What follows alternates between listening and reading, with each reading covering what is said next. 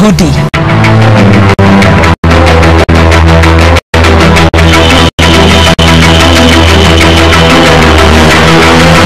Bangsa Yahudi sejak dahulu mendapatkan kelebihan yang diberikan oleh Allah Subhanahu wa Ta'ala. Nikmat yang dulu disebut sebagaimana banyak tercantum dalam ayat Al-Quran. Salah satu nikmat yang diberikan oleh Allah kepada bangsa Yahudi adalah kecerdasan yang berlebih.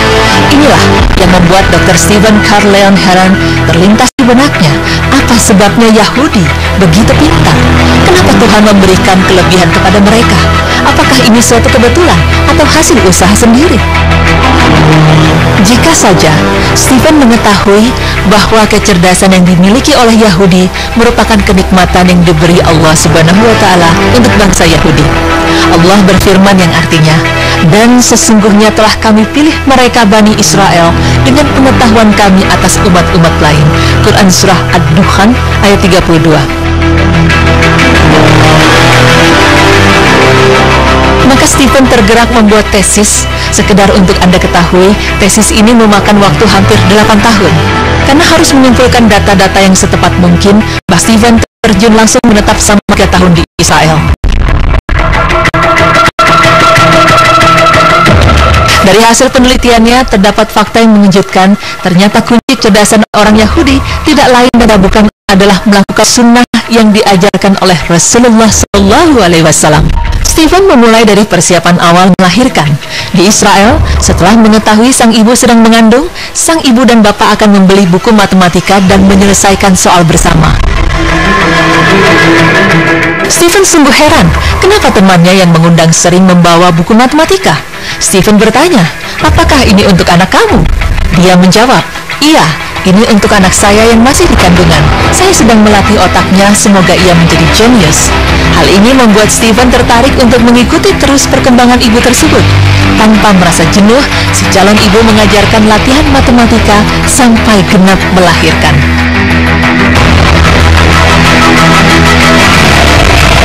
Hal lain yang Stephen perhatikan adalah cara makan. Sejak awal mengandung, ibu tersebut suka sekali memakan kacang badam dan korma bersama susu. Tengah hari, makanan utamanya roti dan ikan tanpa kepala, bersama salad yang dicampur dengan badam dan berbagai jenis kacang-kacangan. Cara makan seperti ini, jika kita perhatikan, sama dengan anjuran makan Rasulullah SAW. Anjuran memakan korma terdapat dalam hadis yang berbunyi, "Kurma ajwa berasal dari surga. Ia merupakan penangkal racun, daging buahnya manis, yang airnya merupakan obat mata." Hadis riwayat An-Nasa'i dan Ibnu Majah. Di malam hari, menu utama makan malam Rasulullah adalah sayur-sayuran. Secara umum, sayuran memiliki kandungan zat dan fungsi yang sama, yaitu menguatkan daya tahan tubuh dan melindungi dari serangan penyakit. Rasulullah SAW bersabda ketika mengunjungi Ali yang sedang sakit, "Wahai Ali, makanlah, karena ini slih atau sayur rebus lebih baik bagimu." Hadis riwayat Tirmizi dan Abu Daud. Tak hanya itu, orang Yahudi pun sangat suka mengkonsumsi ikan tanpa kepala. Menurut wanita Yahudi yang sedang hamil tersebut, daging ikan sungguh baik untuk perkembangan otak. Sedangkan kepala ikan mengandung kimia yang tidak baik, yang dapat merusak perkembangan dan pertumbuhan otak anak di dalam kandungan.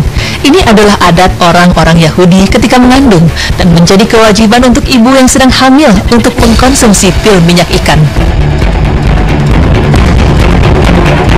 Dalam memilih makanan, orang Yahudi sangat gemar makan ikan yang hanya filet, bagian daging saja. Jika sudah ada ikan, maka tidak ada daging, sebab ikan dan daging tidak boleh bersama dalam satu meja. Menurut mereka, daging dan ikan tidak bagus dimakan bersama. Mengenai keutamaan ikan, Rasulullah bersabda, "Dihalalkan bagi kalian 2 bangkai dan 2 darah, ikan dan belalang, hati dan limpa." Hadis riwayat Imam Ahmad dan Ibnu Majah.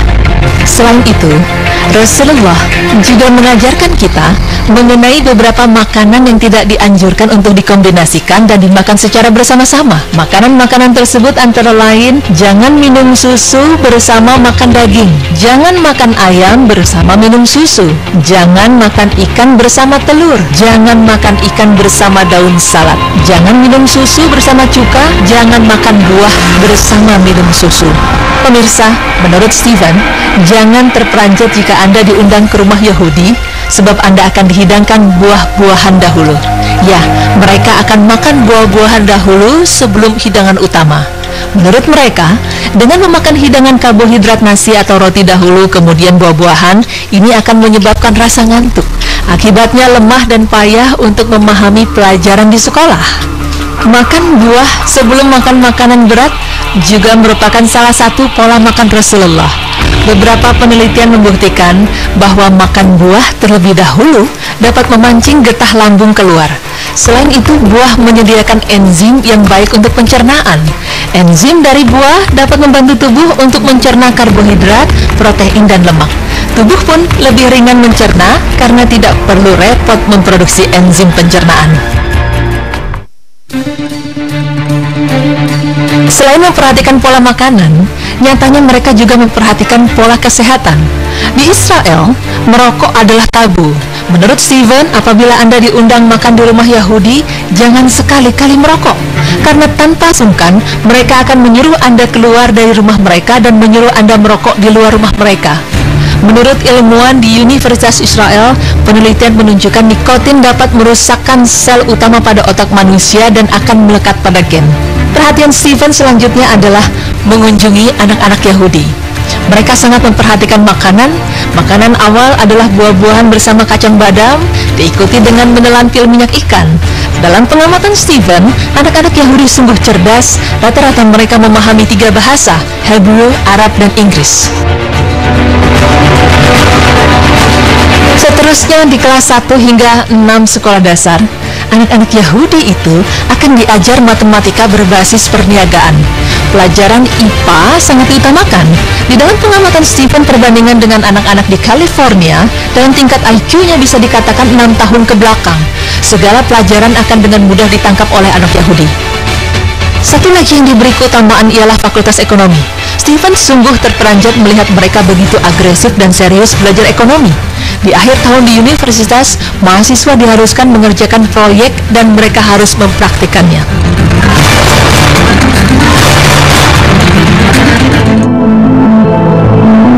Seperti yang telah kita ketahui, bahwa Rasulullah adalah seorang pedagang. Awal dirinya sukses berniaga adalah ketika ia bekerja untuk bisnis perniagaan yang dijalankan oleh Khadijah. Mengenai perniagaan ini, Rasulullah pernah bersabda, orang yang bertransaksi jual beli masing-masing memiliki hak atau membatalkan atau lanjutkan transaksi selama keduanya berpisah. Jika keduanya jujur dan terbuka, maka keduanya akan mendapatkan ketahanan jual beli. Tapi jika keduanya berdusta dan tidak terbuka, maka keberkahan jual beli akan mutakun alaih. Selanjutnya, perhatian Steven di sekolah tinggi menengah. Di sini, murid-murid digojlok dengan pelajaran sains. Mereka didorong untuk menciptakan produk. Meski proyek mereka kadangkala kelihatannya lucu dan memboloskan, namun tetap diteliti dengan serius. Apalagi kalau yang diteliti itu berupa senjata, medis, dan teknik. Ide itu pun akan dibawa ke jenjang lebih tinggi. Selain dari pelajaran tadi, olahraga juga menjadi kewajiban bagi mereka. Olahraga yang diutamakan adalah memanah, menembak, dan berlari. Menurut teman Yahudinya Steven, memanah, menembak dapat melatih otak fokus. Di samping itu, menembak bagian dari persiapan untuk membela negara. Pemirsa, ini sungguh relevan dengan olahraga yang disukai Rasulullah SAW, karena Rasulullah juga menganjurkan umat Islam untuk memanah dan menembak. Rasulullah SAW bersabda, berlatihlah memanah dan berkuda, dan jika kalian memilih memanah, maka hal itu lebih baik daripada berkuda. Hadis riwayat Ahmad. Anda terperanjat. Nyatanya kunci kecerdasan orang Yahudi tidak lain dan tidak bukan adalah melakukan sunnah yang diajarkan oleh Rasulullah SAW sedari seorang ibu mengandung. Tentu jika kita juga mengikuti sunnah Rasulullah ini, selain kesehatan dan kecerdasan yang didapat, kita juga akan mendapatkan pahala.